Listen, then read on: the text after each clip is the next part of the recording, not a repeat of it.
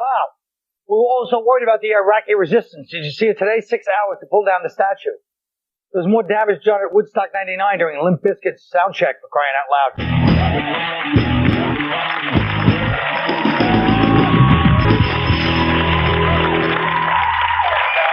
You know, I thought it would resonate more, but it was 4 years ago, Woodstock 99. I thought it really hit home. But, you know, you live and you learn. Let me tell you. The New York Times reported this weekend that 28% of black males will be behind bars at some point in their life. And right now, 12% of all black men between the ages of 20 and 34 are behind bars, so which obviously the question, Patrice, what are you doing here when you get out? No, I'm kidding. No. Patrice, what do you have to say about this fact? It was funny, dude. It was kind of funny. It was very funny. What are you asking me? I'm asking you, what do you think about it? Why? Yeah, I know why. It's the war on drugs. That's America's way of, when they say it's a war on anything, it's really a war on a particular group, right? Like the RICO statute. That's the RICO, that was a war on the mob. So as soon as it, wait a minute. That was a war against Puerto Ricans. The RICO Suave? Puerto Rico. Oh. Sorry. Do your prepared material, stupid. Okay.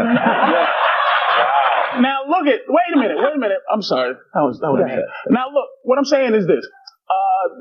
It's because they're in there for drugs. That's all they're in there for, really. All of that group of men is in drugs, and then that's the people who are selling drugs, Puerto Ricans and young blacks. That's how they're making a little money, man. Well, first of all, don't you think?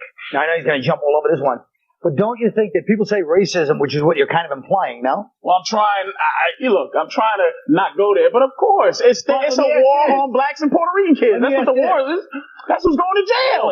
I hate to agree with Shug, but there is definitely a racial component, because if you look at the war on drugs, if you target street level dealers, you end up with a jail full of blacks and Puerto Ricans. Absolutely. And then they need white guys to rape, and that's why you have DWI laws. But it's looking at it negative. Yes, Mr. Attell. It's looking at it negative. Okay, 12% of black males are in jail, but think of the other 82 who are on the WB. You know what I'm saying?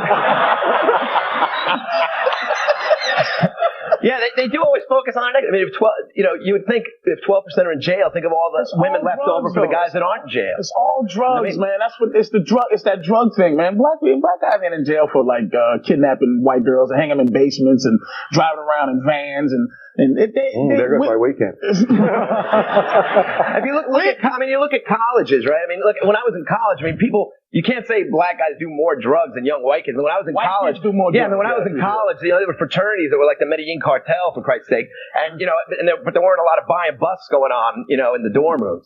White guys ain't got to worry until they start this. But wait a minute. Okay, the drug thing is a big part of it, but you have to admit this. It's the biggest part of it. I wouldn't say that. But what else are they in jail for? There's a lot. You can't pretend your people don't have bank robberies and nothing. You can't pretend your people don't have a thug. Embezzlement? Shut up. You can't tell me your people don't have a thug. They worship a thug culture that includes going to jail. That includes drugs. That's it. It includes going to jail for a lot of things. For what? Thug behavior. There's no crime called thug behavior. It's a double standard. Come on. Kid, don't kid me. Listen, how about this little fact, this little acorn? 25%, 10% of all state prisoners in the big states and 25% of all the federal prisoners are non-citizens. And nobody ever brings that up because it sounds like a racist thing to say, but that's the truth. Did that just stultify you guys? What do you mean? Yeah. What's racist about it? Why does it sound racist? Nothing's racist. It's a fact. I'm saying it sounds racist. So non-citizens come in, they're poor, and they tend to commit crime. Poor people tend to be the people who commit crime. I'm saying 1/4 are non-citizens. I just think it's a double standard because white kids get a lot of things like warnings and double probation and things like that. Like white kids, they steal a car, that's joyriding. Black kids, they steal one that's, a John Singleton movie or something. I don't know. But there is, a huge percentage of the people in jail are there for these nonsense drug offenses, like pot, marijuana. Nobody should be in jail for marijuana. That's what I said. And look, you shouldn't be. You should go to jail. I'm sorry. Go ahead, Bob. Go ahead. No, you know what? Everybody's whipping it around. Nobody knows who the hell I am. Can I say one goddamn thing? Folks, we'd like to ladies and gentlemen, Robert Kelly. Lockdown. Folks, we'd like Sorry about that. Jesus. We'd like to introduce you to former rehabilitated rapist murderer Bob Kelly. Go ahead.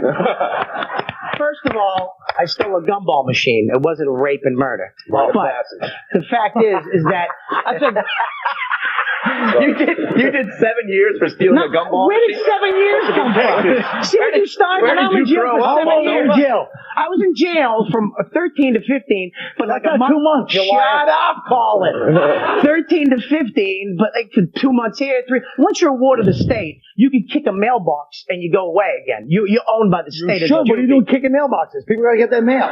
Sometimes you get pissed off. But also, you were a victim of the American system's bias against Samoans. And First of all, let me just say, look at just because I have no ass. Let me enjoy that. That was really good. It is sad. Shut up, Jimmy Snooker. You can't That was enjoy really it. good. First of all, I'm Irish. Okay? I'm Irish. Contrary to what you say, just because I have no ass and I don't have bad skin, I'm Irish. Okay? I have an upper lip and everything. But the thing is let me get back to the subject, the topic, you ass. I really hate his ball. Why I really do I have to be on this show with him? Of any people, him. Go ahead, Bobo. They rehabilitated me. They put me in a drug program. They put me like, they call it normalization. Okay, in settings where you don't feel like a criminal, and you start to become, once you get responsibility, you start actually to take that responsibility and to become not normal again. And that's what they should do. Drug people, black people, whatever, they should. Why are you going to look at me like that? I'm listening to you. Jesus Christ, insecure. Finish your dumb speech. What they should do is give them, rehabilitate them, put them in programs instead of jail and putting them in there and then locking them down. Because you know what happens? Somewhere this deserves a clap. I know it. I don't know what he's saying, but it deserves it because it's passionate. All right, look. So what is the point? Does anybody say, let's say it is all drugs, let's say it is, what is the solution? Because people go to jail, you have to admit it. Well, because like you said, it's poor people. I'm not saying why they go, I didn't say the cause, I say the solution. Well, if you go to jail, what do you learn? How to fight, Stop looking to put little young black dudes in one Puerto Rican in jail. Stop looking for it. You want them to Stop looking to do it. It's easy to do it on the street. What are you going to do if they break the law? We just say, hey, you're Puerto Rican, you're black. Yeah, well, first of all, you need 4 ounces of coke or some mess like that.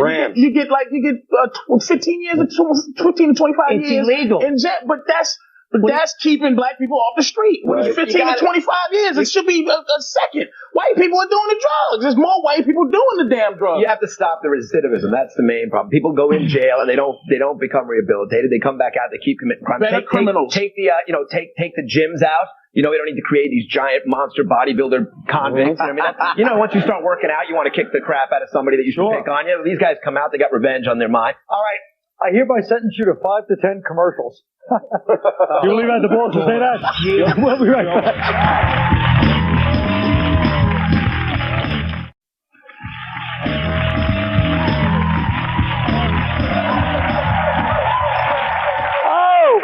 Well, we're going to try to talk about religion. We'll probably get back to race. Who the hell knows? But the Middle East, the place where there's the most static, everyone goes, all you should do is pray at this point. But that's where the most prayer goes on, and it's the most violent place. So how do you keep your faith in God, Dave, during these times? Well, being the last shaker, I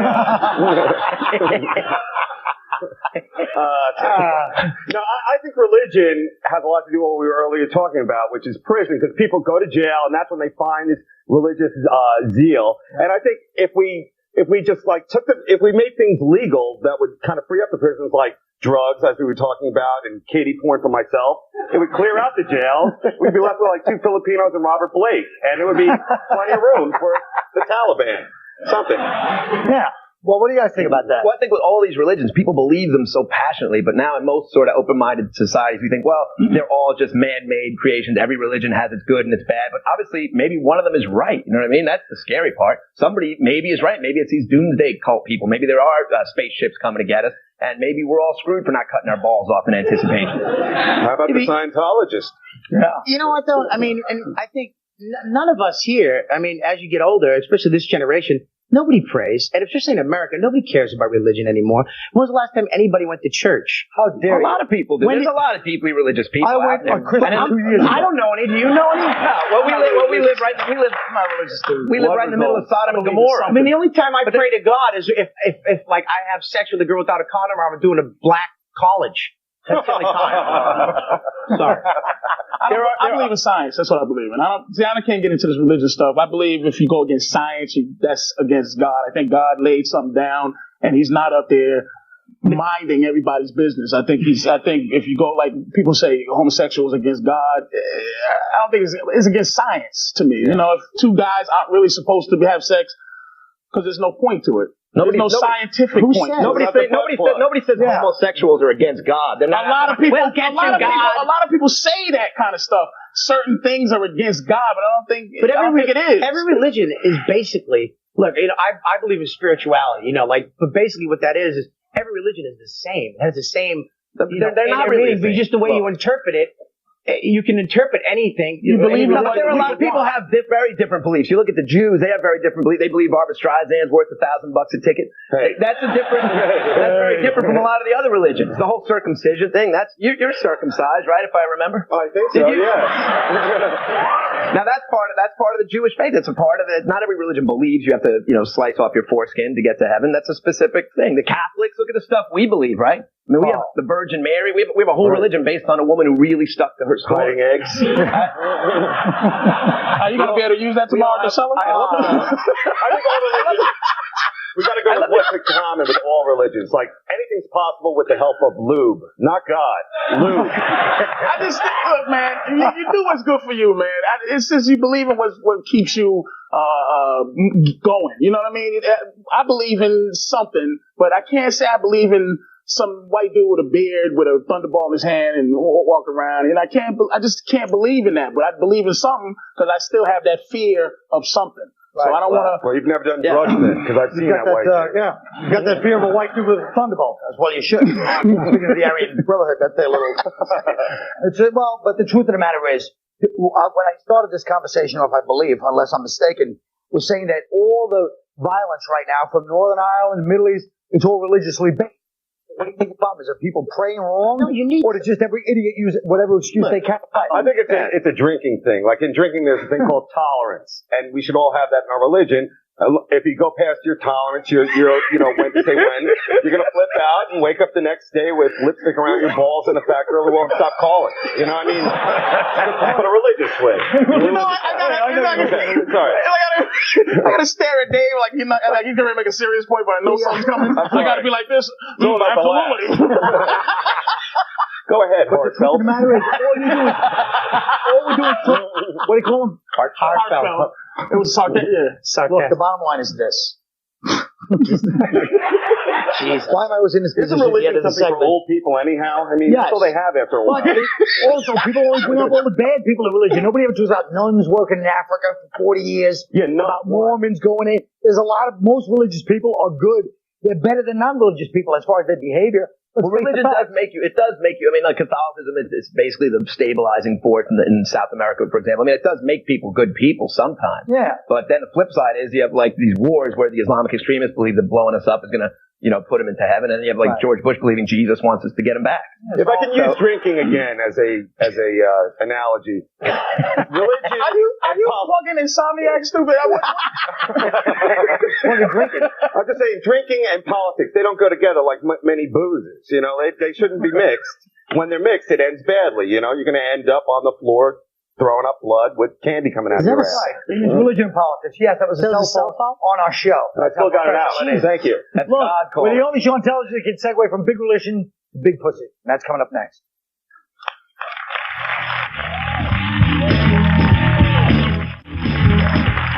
Well, among the many grave injustices I have suffered in my career, my dream of becoming a De Niro type actor never took off the way I had hoped it would.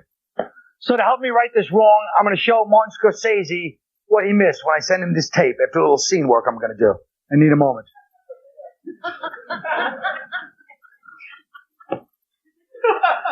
Come on.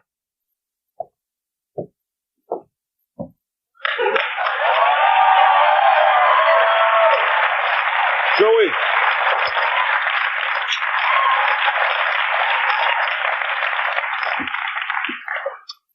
I spoke to Tommy. About Really? No, the other guy. You mean the guy from the time with the guy with the club? Well, yeah. I mean, I think so. The club where they took the kid the night before the thing with the other one. Oh, you want to start throwing his name around? What are you doing? I don't know if that's, I think we might be talking about two different people here. Are we both talking about the guy who's friends with the one from the fight that time? No. That's the other guy. I thought you meant the guy with the truck. I think we need to reassess the way we communicate. I feel like we're not making money because we seem to misread what the other one is saying due to the vague language. But it's to keep the feds from wiretapping us. And it works. We never got caught. Because we haven't done anything. The feds laugh at us. They play our wiretaps at their Christmas parties. They laugh and call us the pronanos. I haven't understood one person we've talked about for the last 4 months. What are you saying here? You want to get out? Out of what? There's nothing to get out of. The boss died 3.5 years ago. Everybody else is dead or in jail. It's just us. Cappuccino machine doesn't even work. Nah, it works. It just doesn't steam any milk. So, you want me to send out for coffee or what? Yeah. Well, should I get it from that place or from the other joint? The other joint. Yeah, but the last time we had that thing over there with those two kids on the block, it was a big mess. Maybe we should go to the other joint.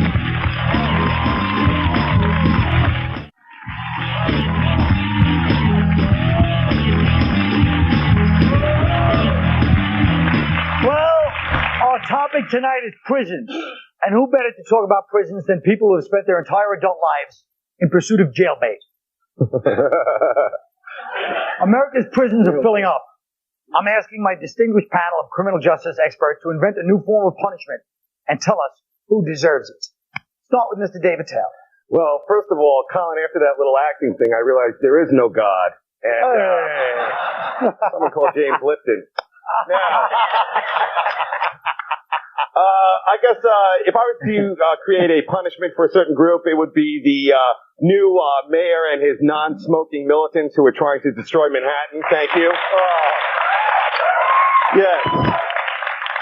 It's a reality show much like The Bachelorette. You take 7 non-smokers, put them in an airtight bar with a guy who just flew in from Hong Kong with a weird cough.